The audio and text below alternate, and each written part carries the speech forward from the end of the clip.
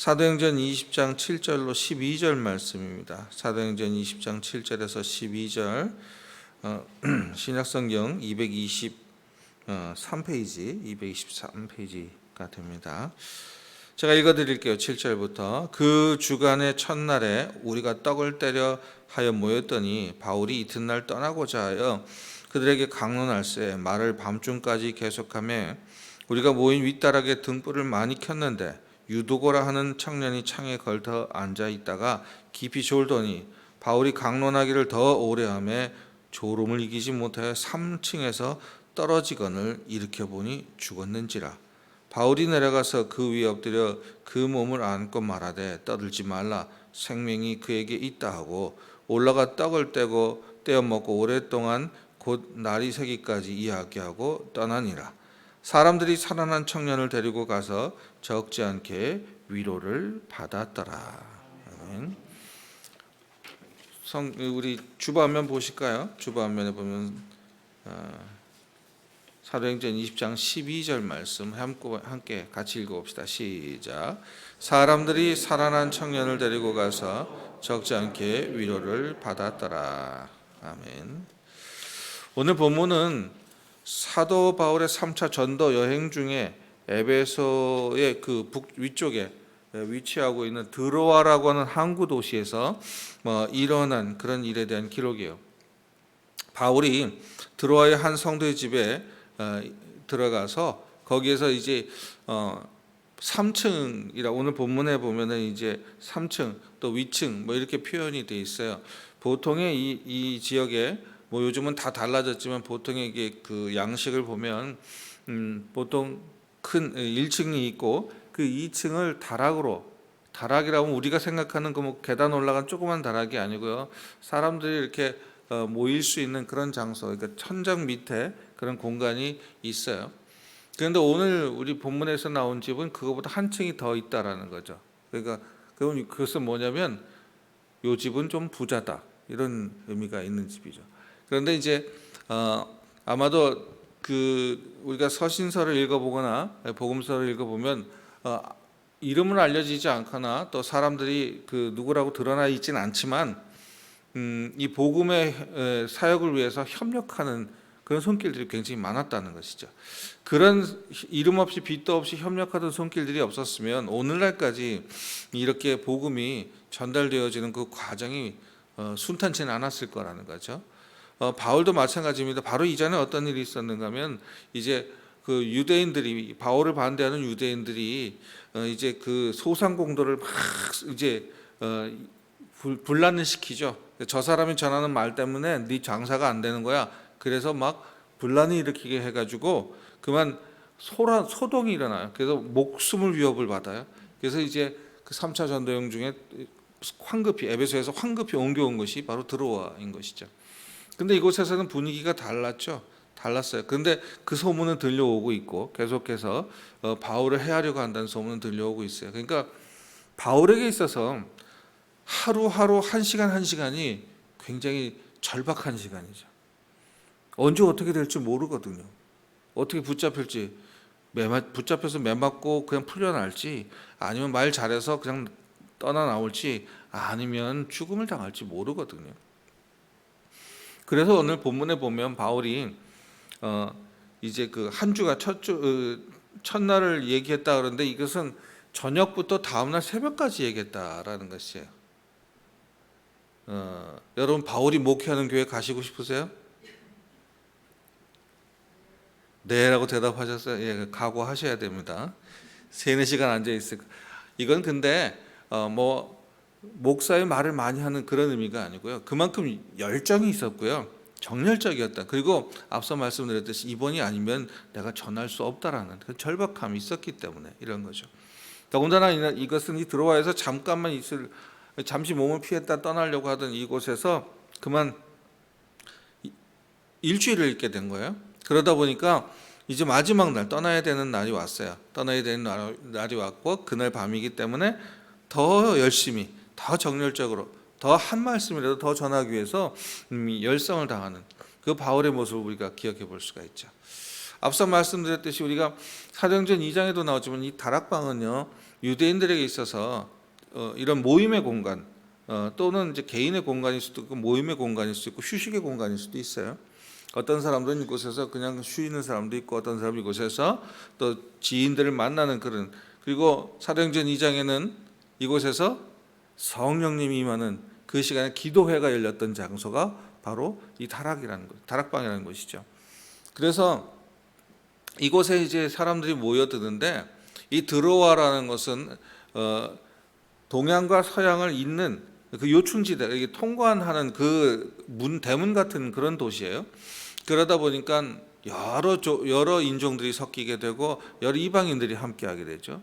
그리고 이렇게 많은 사람들이 섞이고 또 많은 물량이 왔다 갔다 하는 도시이기 때문에 어떤 사람들이 많았느냐?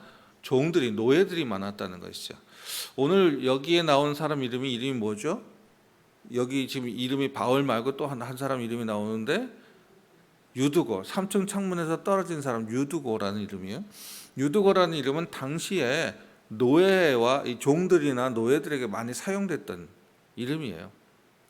다시 말하자면 예전에 우리 이제 부모님들 시대에 이렇게 아이가 태어나면 그 당시에는 의술이 많이 발달되지 않으니까 아이가 어떻게 오래 살까? 괜찮게 끝까지 잘 살을까? 이런 생각에서 이름을 안 붙이셨다는 적이 있었다고 그래요.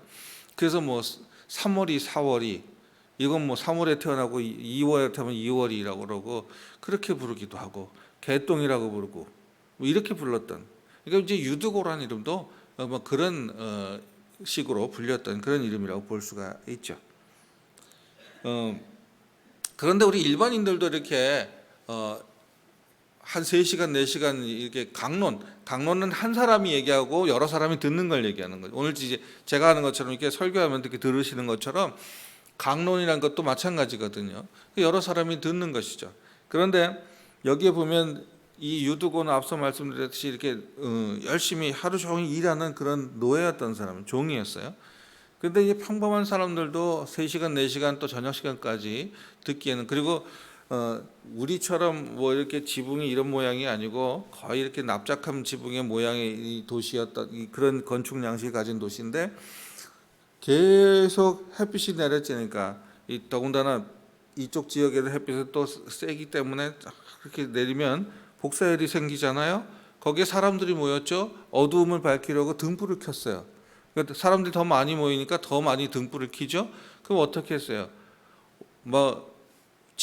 낮에 있었던 지열도 있을 거고 촛불의 열도 있을 거고 사람의 열도 있었으니까 밤새도록 아침 내내 노동을 하고 왔던 이제 이 유도고라는 젊은이 같은 경우는 굉장히 힘들었던 거죠. 그러니까 자꾸 졸았던 것 같아요. 그 사람은 왜 창가로 갔느냐?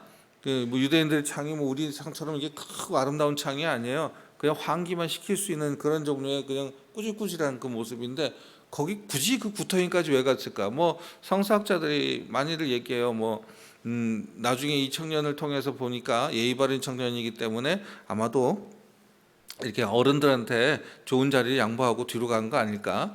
근데 제가 생각하기에는 숨 쉬려고 좀 시원한 자리에 가서 잠 좀 깨려고. 저도 그거 참 동의합니다. 저도 이 강의 시간에 많이 조는 사람 중에 하나예요.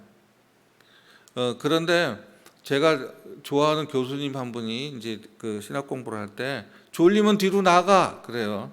문 열고 나가라는 게 아니라 뒤에 가서 서 있으래요. 그래서 잘못하고 서 있는 게 아니라 잠 깨려고. 그러니까 유두고처럼 창가로 가지 말고 뒤에 가서 서 있어라. 그래서 뭐 이게 그러니까 조는 게 잘못이 아니고 죄가 아니라는 거죠. 유두고가 졸았다고 해서 막 어떤 분들은 처음에 유두고처럼 졸지 맙시다 뭐 이런 설교도 막 하고 그랬던 것 같은데 사실 뭐 거기에 유두고가 아닌 다른 사람이 있어도 다 그렇게 졸았을 거죠. 유두고가 창가를 갔던 이유는 잠을 깨기 위해서 신선한 공기를 마시고 잠을 깨면서라도 지금 저렇게 열정적으로 말씀을 전하고 있는 바울의 말씀 한마디라도 놓치지 않으려고 했던 그 유두고의 그 갸륵한 마음을 우리가 좀 알아줘야 한다 생각을 하게 되는 거죠. 3층에서 그가 떨어졌어요. 3층 높이에서 우리가 생각하는 계단이 온전한 계단이 있는 그런 3층 높이는 아닐지라도 이제 약식으로 약간 이제 그 복층처럼 돼 있는 그런 곳에서 떨어졌다 하더라도 뭐 죽을 수도 있어요. 머리부터 떨어졌거나 뭐 목이 부러졌거나 하면 죽을 수도 있지만 많은 사람들이 죽지 않고 잠시 기절한 거 아닐까? 이런 얘기들을 해요. 그런데 오늘 본문에 보면 9절에 보니까 이렇게 보니 죽었는지라고 기록이 됐는데요. 이제 이 기록을 남긴 사람, 사도행전을 쓴 사람이 누군가요? 누가라는 의사죠. 의사는 직업이 사람의 생명을 관찰하는 사람, 치료하는 사람이고요. 의사가 봤을 때 자기의 전문적인 눈으로 관찰해서 보니까 진단을 내렸어요. 그래서 죽은 것 같은 것 같다라는 것이 아니라 죽었다. 네크로스라는 단어를 썼어요. 완전히 수명이 다해서 끊어졌다라고요. 죽었다라고 판정을 내리면 사망 판단을 내린 거죠. 그러니까 진짜 죽은 거예요. 진짜 죽었는데 자 지금 여기 만약에요. 제가 그 집주인이거나 그 집회를 주관하는 사람이거나 혹은 바울과 같은 입장이라면 지금 한참 열심히 복음을 전하고 있는데 갑자기 여기서 한 분이 픽 쓰러지면 왜 쓰러졌는지는 모르겠어. 픽 쓰러지면 그 분위기는 어떨까요? 어수선해지겠죠. 뭐 난리가 나겠죠. 사실 그런 적도 있어요. 저희 아버님 교회에서도 그랬고 제가 사역하던 교회에서도 이렇게 뭐 어떤 상황이 와서 이렇게 그냥 앉아 계시다가 푹 쓰러지시는 분들이 있어요. 그럴 때 우리 선배 목사님들을 보면 막 그냥 뭐 119 불러 막 이렇게 하시지 않더라고요. 그게 너무 잔인하지 않나 생각하는데 오늘 바울의 모습을 보면 좀 이해가 될 것 같아요. 바울이요. 여기서 지금 3층으로 떨어졌다라는 그 용어랑 헬라어 용어랑요. 바울이 3층에서 이 아래층에 떨어진 아이한테로 달려간 그 모습을 똑같은 단어로 쓰고 있어요. 그럼 바울이 3층에서 같이 뛰어내렸다는 얘기가 아니라 그만큼 황급하고 다급하게 아주 빠르게 이 아이에게로 내려갔다. 떨어진 사람에게 다가갔다는 것이죠. 참 난감한 일이에요. 밤은 깊어가고 열정적인 복음이 전해지고 이 시간에 인명사고가 난 거예요. 근데 이 본문은 그러고 나선 보통 이런 사건의 기록에 보면 이런 게 되겠죠. 그때 유두고가 졸았기 때문이다. 아니 사도 바울이 너무 말을 길게 했기 때문이다. 아니 그 당시에 환기가 잘 안 됐기 때문이다 등등 너무 늦은 시간에 집회를 했다 등등 이런 사건 조사서가 나오겠죠. 그러나 본문이나 이 본문을 해설한 어느 곳에서도 그런 얘기가 유두고를 탓하거나 바울을 탓하거나 시간을 탓하거나 장소를 탓하는 일이 한마디도 없다는 사실이죠. 그렇다면 이건 분명하게 어떤 의미가 있는 사고라는 것이죠.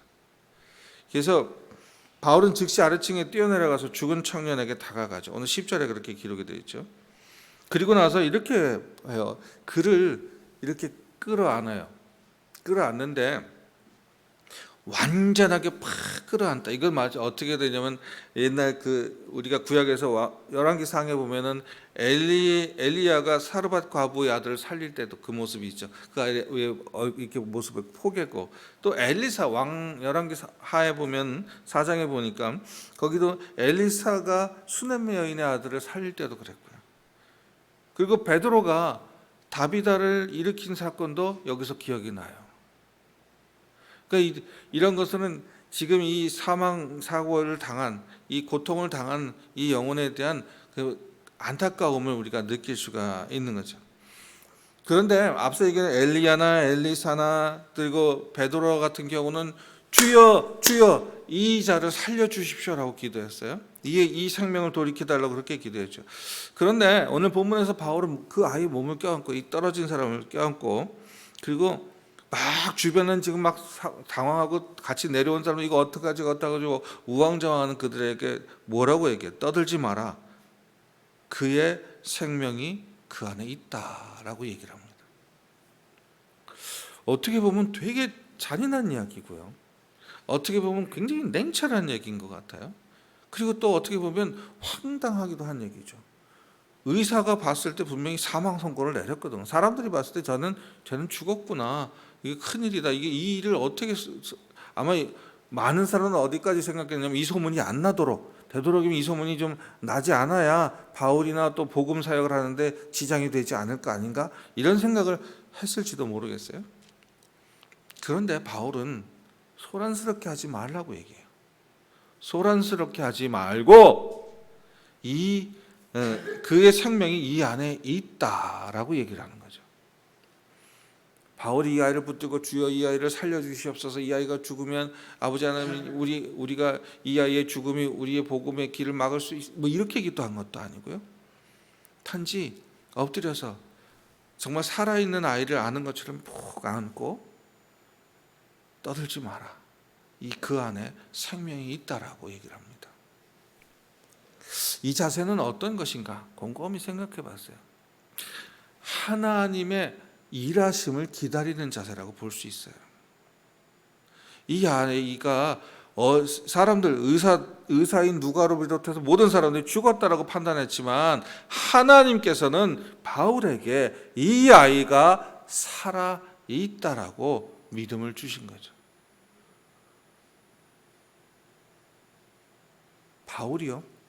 바울이 사람이 죽고 사는 것을 모를까요? 살았으면 좋겠다라는 막 그 욕심이 있어서 산 것처럼 느껴졌을까요? 아니, 바울은 지금까지 말씀을 전하다 내려왔거든요. 유두고도 말씀을 듣다 이 사고를 당했거든요. 거기 있는 자들도 다 하나님의 말씀을 듣던 자들이죠. 하나님의 말씀을 듣는 자들이 마음판에 새기고 먼저 기억하고 하나님의 말씀 앞에 서야 될 것은 주의 섭리하심을 기다려야 된다는 거죠. 하나님께서 일하시는 걸 우리가 깨닫고 기다려야 한다는 사실이에요. 다시 말하자면 말씀, 여러분이 듣고 읽고 배우는 이 말씀이 이루어질 것을 믿어야 한다는 거죠. 바울은 그 마음을 가졌던 것 같아요. 하나님의 섭리가 어떻게 움직이고 있는가를 마음에 듣고 본 것이에요. 그래서 사고를 당한 자에 대한 깊은 연민과 긍휼의 마음을 즉각적으로, 야, 혼란스럽게 하지 마. 지금 너희들 너무 떠들고 있는 이 아이가 아직 살아있단다. 이 아이가 살아있다. 산다라고 얘기를 하는 거죠. 바울은 겸손하게 주의 능력에 의지해서 그 아이를 여기서 뭐 이렇게 세웠다. 그 아이가 눈을 떴다. 살았다. 여기서 어떻게 해요? 그가 오늘 본문에 보면 10절에 보면 바울이 내려가서 그 위에 엎드려 그 몸을 안고 말하되 떠들지 말라 생명이 그 안에 있다고 올라가서 떡을 떼어 먹고 오랫동안 날이 새기까지. 아니, 여기서 그 아이가 눈을 떴다든지 그 뼈마디가 맞춰졌다든지 이런 것이 아니고 평상으로 일상으로 돌아가는 거죠. 말씀을 전하던 그 일상으로 돌아가는 것이죠. 하나님의 섭리 앞에 서는 사람들은요,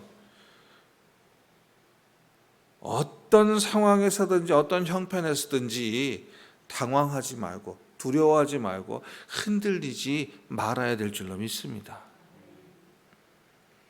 하나님께서는 바울을 통해서 그의 생명이 그 안에 있다라고 분명히 말씀하셨고요. 그의 생명이 그 안에 있어서 나중에 그 아이가 살아난 아이가 되어서 살아난 사람이 되어서 그를 통하여 적지 않게라는 표현은 많은 사람들이 위로를 받았다라고 그렇게 기록을 하고 있는 거죠. 문제가 생겼을 때 우리는 하나님의 섭리하심을 분명히 기억해야 될 줄로 믿습니다. 어떤 상황이 주어져도 돈이 벌리지 않아도 원수가 나를 대적해도 우리 가족 간에 문제가 생길 때라도 하나님의 섭리를 늘 염두에 두는 사람에게는 결코 실패가 없다는 것이죠.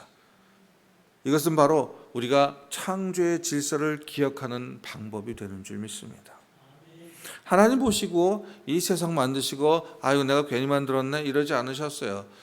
이 세상 보시고 참 좋았다라고 말씀하시고 참 좋다라고 말씀하시고 그들이 어우러져 있는 것, 그들이 함께 사는 것을 몹시도 사랑하시고 좋아하셨어요. 그런데 그 하나님의 창조 질서를 믿는 자들이 오늘 이 시간 우리가 당한 이런 어려움들과 걱정과 근심 속에 앉아 있어 이리저리 우왕하며 믿지 않는 자들, 말씀을 듣지 못한 사람들과 동일한 모습으로 행동한다면 우리는 어느 곳에서든지 믿는 자라는 말을 꺼내기가 부끄럽게 되는 거죠. 하나님의 섭리하심이 늘 처음부터 지금까지 또 마지막 주님 오실 때까지 우리와 함께 하시는 줄로 믿습니다. 앞서 설명하셨듯이요, 드로아는요, 이 드로아라는 도시는 동서양의 통로 역할을 많이 해요. 그래서 유대인들보다 이방인들이 훨씬 많았고요. 그리고 앞서 말씀드렸듯이 노예 계급, 그러니까 종으로 일하는 그런 하역하는 그런 사람들이 많았죠. 종으로 일하는 사람들이 많았어요. 그러니까 이 사건이 있었던 밤에도 여러 종류의 사람, 여러 계층의 사람들이 모였을 것이고, 이제 그 중에서 이제 앞서 말씀드렸듯이 유두고가 창가로 간 이유는 뭐 신선한 이제 바람을 쐬고 말씀을 들으려는 마음도 있었지만, 아마도 이런 계급에 밀려서라도 뒤로 불편한 자리로 갔을 수도 있겠죠. 뭐 창가에 걸터 앉았다 해서 상당히 건방지다라는 표현을 쓸 수도 있겠지만 전혀 그렇지 않고요. 이것은 그 당시에 어떤 삶의 생활의 한 풍습을 들여다볼 수 있는 그런 모습이 될 수 있죠. 이방인들 중에 특히 헬라인들은 말로서 이렇게 대화를 나눌 때 이 말로서 그 사람을 승복시키기 어려운 그런 민족들 중에 하나라고 그 평가를 받습니다. 왜 우리 이제 사람들 중에서 말 많이 하는 친구들 보고 뭐 쟤는 말로 못 이겨 뭐 이제 이렇게 얘기를 하죠. 그거는 말이 많은 것뿐만 아니라 그 말에 논지를 갖고 있는 애들이 그런 상대방을 얘기할 때가 그렇게 얘기를 해요. 헬라인들은요, 오래전부터 철학이 발달된 사람들이에요. 그리고 토론의 문화가 발전된 곳이고요. 그러다 보니까 자신들의 이런 토론의 현장에서 자기의 뜻을 좀 보여주기 위해서 무슨 방법, 그 변증법이 발달된 그런 지역의 사람들이죠. 바울과 이제 그 바나바와 바울이 초기에 이제 이 지역을 가서 복음을 전할 때도 논리적으로 다가갔어요. 논리적으로. 그랬더니 어떤 일이 논리적으로 다가갔더니 그들이 예수 그리스도를 믿은 게 아니라 그 논리적으로 이야기하고 있는 바울과 바나바를 신으로 섬기는 그런 모습을 우리가 복음서에서 볼 수가 있었죠. 그렇기 때문에 이 헬라인들에게는 말로서 이 복음을 전한다. 이건 오늘날 이 시대에도 헬라인들이 참 많습니다. 저는요, 오늘날 이 문명의 이 길을 가지고 사는 우리들은요, 손 안에 이 손가락만 움직이면 세상의 모든 정보를 볼 수 있는 우리들이 이 시대의 헬라인이라고 저는 생각을 해요. 여러분들도 뭐 말할 줄 몰라서 지금 입을 다물고 있는 거 아니잖아요. 여러분들도 어떤 상황이 벌어졌을 때 그것에 대해서 분명한 생각들이 있고요. 그 생각들을 이야기할 수 있는 충분한 조건과 능력이 있으세요. 그럼에도 불구하고 지금 이렇게 마스크 때문에 입을 다문 것이 아니고 이렇게 이 자리에 앉아서 말씀을 듣는 그 모습 자체가 이미 여러분들은 그 현대의 헬라인의 자리에서 벗어나 있는 거죠. 그런데 이 헬라인들은 어떻게 믿느냐? 그럼 보는 것, 눈으로 보는 것. 그들은 신을 믿는다. 그 그리스 신화에 보면 그리스 로마 신화에 보면 무지무지 많은 신들이 있어요. 그 신들은 다 신당을 갖고 자기 집들을 가지고 있어요. 왜? 사람들이 봐야 되니까. 연기처럼 뭐 바람처럼 공기처럼 돌아다니는 신은 신으로 치지 내 눈에 안 보이는데 무슨 신이 눈으로 봐야 되거든요. 그래서 신의 집을 신당을 많이 만들어 놓는 이유가 거기에 있는 거죠. 우리 교회는 신당이 아니잖아요. 이거는 예배를 드리는 처소, 예배를 드리는 장소일 뿐이지 여기서 하나님의 형상을 보고 하나님의 모습을 본다 이것은 아니잖아요. 그런데 다른 종교들은 다 그렇게 신들의 집들을 마련해 놔요. 그리고 거기서 신들을 보겠다라는 것이죠. 헬라인들도 마찬가지예요. 이런 입장에서 보면 유두고 사건이 3층에서 낙상해서 죽은 유두고의 사건이 왜 그렇게 은혜로운 시간이 일어났을까? 하나님의 섭리하심을 우리가 기억한다면 그 지역에 곧 이제 사도 바울과 그 일행들은 떠나요. 떠나고 나와서 그 다음에는 누가 남아서 복음을 전할까요? 누가 남아서 그 말로 바울은 그래도 많은 그 논리적 변증법도 익힌 사람이에요. 그러나 바울이 그 방법으로 복음을 전하지는 않았지만 바울이 지나가고 나면 누가 그 뒤를 이을까요? 하나님께서는 유두고라는 기적을 놓고 이 유두고라는 기적의 이름으로 많은 사람들에게 복음으로 위로받게 하시기 위한 이 유두고의 사건을 허락하시지 않았을까 이런 생각을 해보는 거죠. 왜냐하면 유두고라는 이름이 행복이라는 그런 의미가 있어요. 유두고라는 이름은 행복하다 또는 안전하다 그런 의미가 있거든요. 그러니까 이 유두고라는 이름을 들을 때마다, 오늘 본문에도 12절에도 보면 이 아이를 통해서, 이 사람을 통해서 많은 사람들이 위로받게 되는 그런 모습들. 요한복음 11장에 보면은 죽었다 살아난 나사로를 통해서 많은 사람들이 믿음으로 돌아왔잖아요. 눈앞에 드러난 이 기적을 보고 많은 사람들이 주님의 섭리를 깨닫고 하나님이 살아계심을 기억하게 된 사건이 바로 이 유두고 사건이라는 것이죠. 그렇기 때문에 하나님께서 이것을 복음을 전하기 위한 하나의 섭리의 방법으로 분명히 사용하신 것입니다. 갑자기 당한 불의의 사고로 인해서 모두 크게 놀랐지만 하나님의 크신 능력에 의해서 기적을 보고 회중은 두려움, 흥분, 놀라움 속에서 집으로 돌아간 것이 아니에요. 자, 여러분 다 끝났어요. 집에 돌아가세요 하고 한 것이 아니라 바울부터 시작해서 다시 원래 모이는 곳에 돌아가서 다시 떡을 떼면서 이야기를 밤새도록 나눴다. 근데 여기서 보면은 앞서 제가 말씀드렸던 이제 이야기는 강론, 한 사람이 얘기하고 여러 사람이 듣는 거지만 여기서 이야기를 나눴다는 것은, 떡을 뗐다는 것은 교제를 나눴다는 것이에요. 대화를 나눴다는 것이죠. 너 지금 봤지? 본 거 어떻게 생각해? 유두고가 정말 죽었었는데 살아났어. 하나님께서 정말 살아계시는구나. 이 살아계신 이것이 하나님의 이 말씀을 따라서 사는 자들에게 나타나는 기적이야. 우리도 지금 어렵고 힘들지만 이런 이야기들 서로 나누기 시작하는 거죠. 바울은 혼자서 더 강론하지 않고요. 성도들과 자유롭게 대화를 나눠요. 주님의 권능과 그를 믿는 신앙인의 생생한 사건들을 목격하고 피곤한 거 이제부터는 억지로가 아니라 정말 자의해서 이 말씀을 전하는 사람 한 사람만 열정 있는 것이 아니라 이 모든 회중이 다 열정적으로 자기가 보고 들었던 이 이야기를 나누기 시작했다는 것이죠. 이것이 오늘날 교회의 본연의 모습이 되어야 될 줄로 믿습니다. 여러분들이 보고 듣고 깨달은 것이요 다 똑같을 수는 없어요. 하나님이 여러분들의 모양과 형편과 상황에 따라서 분명히 긴밀하게 도우실 줄로 믿습니다. 그러면 그 믿음 안에서 하나님이 나를 사랑하셔, 나를 좋아하셔 하고 여러분 혼자 즐기지 마시고 나누세요. 오늘 본문에 나타난 것처럼요, 주님의 권능과 그를 믿고 신앙에 대해 생생한 사건을 목격한 그들이 피곤을 잃은 채 집에 돌아가라고 해도 안 돌아가면서 서로 참으로 아름다운 성도의 교제를 나눴던 이 장면이 오늘 우리 교회들에게도 나타나기를 소원하는 거죠. 여러분 은혜를 경험하셨습니까? 하나님의 사랑을 느끼셨어요? 예배의 감격을 경험하셨습니까? 그럴 때 혼자 있지 마시고 성도들과 교제를 나누시기 바랍니다. 신앙생활은 반드시 믿음의 동지들과 이런 교제가 필요한 거예요. 그런데 안타깝게도 우리가 모이지도 못하게 하잖아요. 누가? 바이러스가. 이럴 때는 어떻게 하냐? 우리에게 주신 여러 가지 문명의 이 길을 통하여 나누시기 바랍니다. 전화도 있고요, 카톡도 있고요. 여러분들이 또 찾으면 참 많은 편지도 한번 이번 때 써보세요. 박 목사님 보세요. 목사님의 그 아름답고 영롱한 모습, 이런 하여튼 그런 걸 이렇게 써서 보내준다든지 이러면 얼마나 박 목사 춤추겠네. 그러니까 우편 안 붙여도 좋아요. 그래서 여러분들이 이렇게 소식을 전하세요.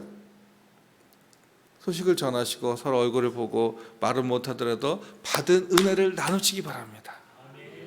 가장 가까운 사람부터.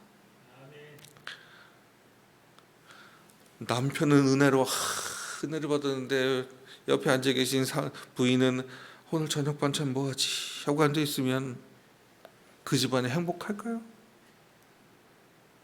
부인은 참 은혜로워서 정말 하나님의 찬양이 날마다 내가 몸이 쑤시고 아파도 나 이렇게 찬양하는데 남편은 오늘 골프 갔다 왔더니 허리가 삐끗하네, 나 좀 집 물러봐 이러면 행복할까요? 분명히 말씀으로 서로 위로받게 하셨어요.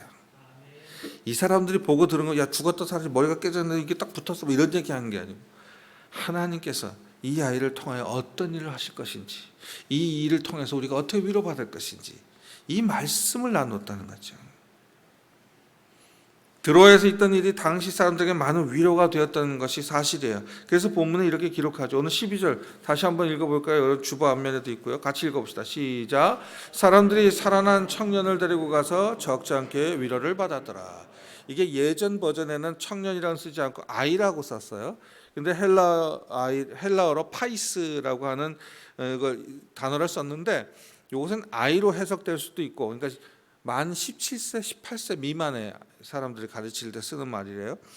젊은 사람을 가르치기도 하고, 또는 이제 여기 유두고처럼 이렇게 나이와 상관없이 유두고처럼 이렇게 노예 같은, 그러니까 누군가를 보호하지 않으면 살아갈 수 없는 그런 노예와 종들과 같은 그런 사람들을 가르칠 때 쓰는 말이었대요. 근데 이제 오늘 우리가 읽는 개정개혁 성경에는 청년으로 그렇게, 이 번역은 조금 좀, 그러니까 여러분들 청년이라고 읽지만 이렇게 생각을 좀 하시면 좋을 것 같아요. 누군가의 보호가 필요하고 그 누군가의 보호를 통해서 살아났던 이 아이에 대한 기억을 우리가 기억을 해보면 좋아요. 바울 일행이 떠난 후에도 드로아의 신도들은 죽었던 사람이 다시 살아나는 이 큰 기쁨과 동시에 이 누구예요? 이 유두고를 보면서, 죽었다 살아난 아이를 보면서 바울이 전했던 말씀 중에 하나님이 세상을 이처럼 사랑해서 독생자를 주셨고 그 독생자가 십자가를 통해서 우리를 구원하셨다는 이야기를 기억하게 되는 거죠.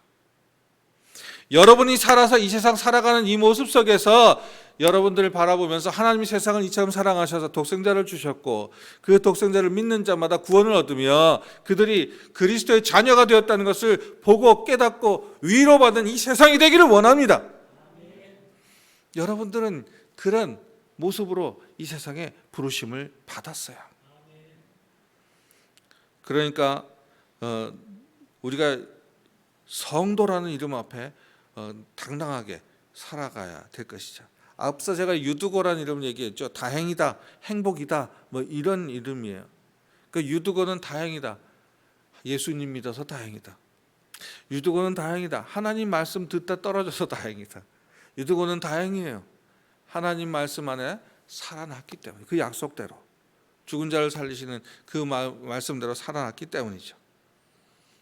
그러니까 이제는 그 유두고를 보면서 많은 사람들이, 적지 않게라는 것은 굉장히 많은 사람들이 은혜를 입었고 위로를 받았다라는 것이죠. 이제는 여러분 사랑하는 도안서복에 사랑하는 성도 여러분들 보시면서 많은 사람들이 이런 큰 위로를 받기를 원합니다. 많은 사람들이 주님께로 돌이키는 은혜가 있기를 소원합니다. 오늘 사건의 기록을 보면서요, 저는 이런 생각이 들었어요. 말씀이 생명이다. 말씀은 생명이다. 살아있는 말씀은 사람을 살린다. 비록 오늘날 우리가 이렇게 물리적인 죽음을 가까이 할 수는 없다 할지 모르도 물리적인 죽음을 다시 살릴 수 있는 그런 능력까지는 갖지 못한다 하더라도요, 지금 이 세상에 더덥고 괴롭고 힘들고 갈 길 몰라 방황하는 그 영혼들을 주님께로 돌이켜낼 수 있는 큰 힘과 능력이 우리에게 있다는 사실이죠. 아니요, 믿으면 정말 물리적으로도 끝난 죽음이라도 반드시 살리게 될 줄로 믿습니다. 지금 이 세상은 마치 생명줄이 끊어지고 있는 것과 마찬가지라고 볼 수밖에 없어요. 지금 모든 것이 멈춰져 버려, 모든 것이 깨져 버려서, 제가 이제 2020년 들어서면서 세웠던 목회 계획은 다 주님이 쓰는 그릇 이렇게 했는데 그릇이 깨진 지가 오래된 것 같아요. 그런데 깨졌다고 그냥 둘 것이 아니고 다시 주님의 그릇을 우리가 만들어야 되겠죠. 제가 청년들, 청소년들, 우리 가족들 그리고 자녀들 위해서 기도할 때도 그들이 가졌던 꿈들, 계획했던 것들이 많이 밀려갖고 잊혀져갖고 깨져갖고 없어져 버렸어요. 끝이 아니에요. 하나님께서 분명히 새로운 모습으로 살려주실 줄로 믿습니다. 오늘 죽었던 유두고가 일어나서 그 만찬에 참여하고 자신의 기적을 나누고 그리고 그것을 통해 많은 사람이 위로받았던 것처럼 오늘 우리도 그런 모습으로 살아가게 될 줄로 믿습니다. 그러기 위해서는 말씀을 가까이 해야 돼요. 말씀을 가까이 하면 무엇이 생기느냐면 바울처럼 사랑하는 마음이 생깁니다.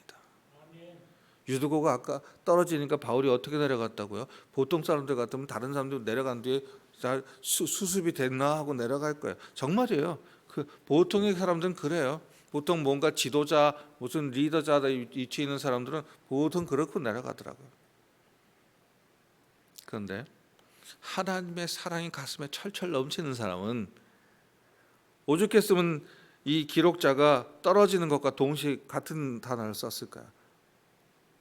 그가 유두거에게 내려갔던 그 마음, 유두거의 고통을 당한 형제에 대한 그런 연민, 그 사랑, 바울이 달려 내려가서 죽은 청년을 푹 끌어안는 그 모습을 보고 이 의사 누가는 그런 단어를 쓴 거죠. 유두거가 떨어졌다는 단어와 똑같은 단어만큼 그가 떨어지는 것만큼 쫓아내려가서 유두거를 끌어안았던 그 사랑을 느낀 거죠.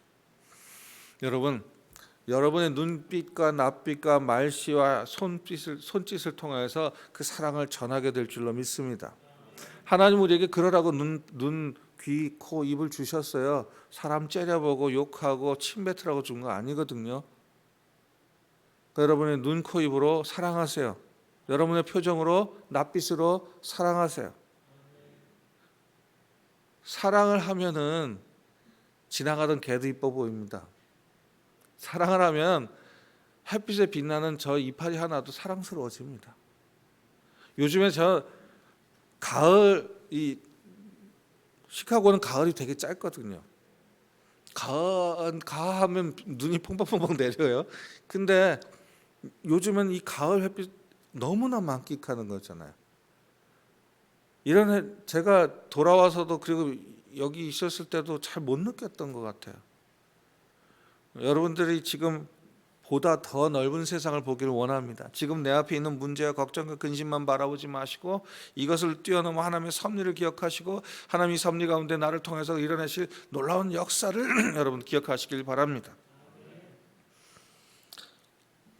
그가 이제 사도 바울의 깊은 연민과 긍휼한 마음, 저는 이 사도 바울이 이 죽은 아이를 끌어안는 모습 속에서 예수 그리스도를 한번 예수님을 생각해 봤어요. 말씀이 육신이 되어 이 땅에 오신 예수님, 오지 않으셔도 돼요. 그냥 말씀만 하셔도 돼요. 그러나 굳이 육신을 입으시고 이 땅에 오셔서 십자가에 달리셔서 그 고통과 아픔과 그 보혈을 흘리셨던, 그 피를 흘리셨던 예수 그리스도, 그 예수 그리스도를 믿는 우리들인데 우리 그만큼은 내 피를 흘리지는 못할지라도 흘리는 흉내라도 내야 되지 않을까요? 가지 못할 곳에 오지 않아도 되는데 가서 그 사랑을 베풀어 주신 이 예수님 때문에 우리가 이 세상 살게 됐는데 우린 그 모습에 조금이라도 흉내를 내야 되지 않을까요? 우리는 하나님의 사랑을 얘기하지만 그 사랑은 그냥 객관적이고 저 멀리 계신 사랑이 아니고 개념적인 사랑이 아니고 내 손과 발에 묻어놔야 됩니다. 내 눈빛과 낯빛에 드러나야 됩니다. 내 말씨에 담겨야 합니다. 그런 사랑을 하는 저와 여러분이 되기를 원합니다. 운전대 잡았을 때, 전 최악의 상황이 운전대 잡았을 때거든요. 운전대 잡았을 때도 또 여러분들이 맞이하는 최악의 상황 속에서도 사랑하는 마음이 잃지 않기를 원합니다. 그 다음에 믿음이죠. 믿는 거예요. 바울은 유두거의 몸을 끌어안고 떠들지 마, 이 생명이 그 안에 있다라고 얘기했죠. 이건 걱정하지 마라, 염려하지 마라, 소란 피우지 마라. 하나님께서 이 아이를 살리실 거다. 하나님께서 이 아이를 데려가지 않으실 거라고 그가 믿었던 거죠. 이 말씀, 떠들지 말라는 말씀 예수님도 하셨어요. 야이로의 딸을 살릴 때도 예수님께서 아이고 돈 받고 헌화하는 사람, 돈 받고 곡하는 사람들이 있어요. 지금 우리나라도 있었는데 지금 많이 없어졌지만 그런 사람들 보고 다 쫓아내시죠. 너희들 왜 이러냐? 왜 여기서 이렇게 울고붓고 그러냐? 그러면서 걱정하지 마라, 슬퍼하지 마라. 아이가 잔다. 그리고 아이를 일으켜 세우셨잖아요. 오늘날 우리는 이제 이렇게 성전에 앉아서나 우리가 있는 곳에서 설교의 길이, 스타일 이런 것에 관심을 많이 갖죠. 저도 마찬가지인데요. 근데 우리는 그 시간에 이거 얼마나 길어야 돼, 얼마나 오늘은 좀 말씀이 또 다른 모양이네, 뭐 이런 거보다 뭐에 우리가 관심을 가져야 되는가 하면 이 시간 살아계셔서 역사하시는 하나님의 말씀에 집중하시기를 원합니다. 말을 전하는 자가 아무리 어눌하다 그래도 말씀은 살아계시거든요. 실질적으로 그래요. 저도 말 못하는 사람이지만 제 친구 하나는 더 못해요. 목소리도 안 좋아요.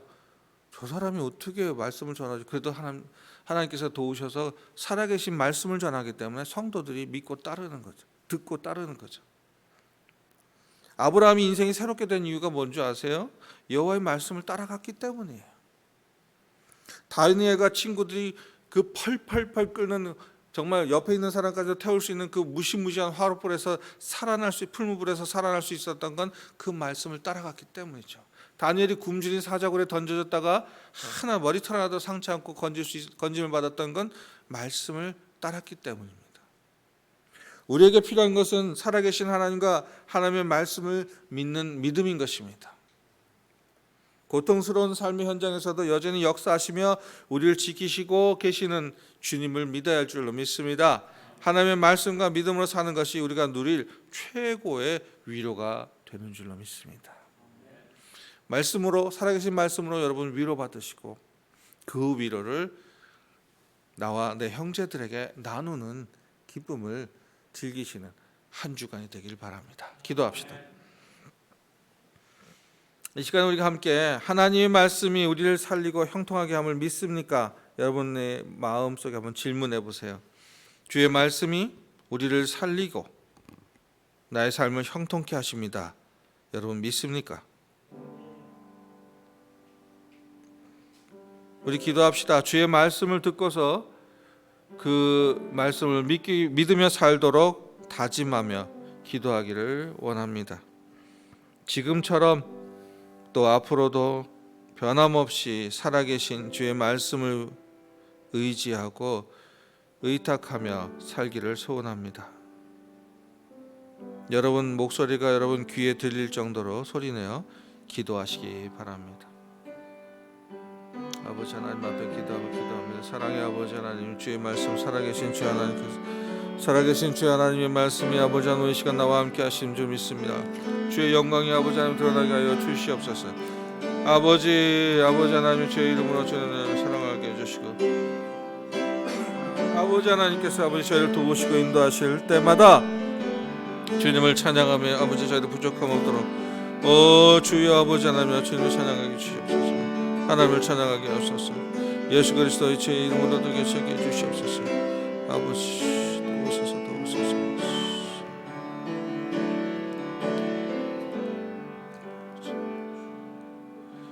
거룩하신 하나님의 말씀을 듣고 배우는 일에 최선을 다하게 하여 주시옵고 아버지 믿고 따르는 저희들 되게 하여 주시며 살아계신 말씀 따라 살 때 우리가 세상의 큰 위로자가 됨을 기억하게 하여 주시옵소서. 모든 말씀 예수 그리스도 이름으로 기도합니다. 아멘. 같이 찬양합시다.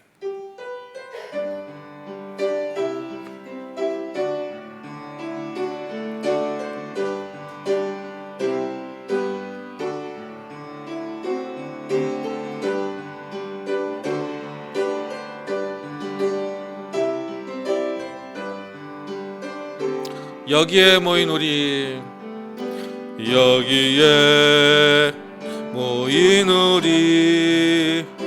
주의 은총 받은 자여라. 주께서 이 자리에 함께 계심을 아노라. 언제나 주님만을 찬양하며 따라가리니 시험을 당할 때도 함께 계심을 믿노라. 이 믿음 더욱 굳세라. 주가 지켜주신다. 어두운 밤에도 주의 밝은 빛 인도하여 주신다. 주님이 뜻하시니 헤아리기 어렵더라도 주께서 뜻하신 바 내가 있음을 아노라. 사랑과 말씀들이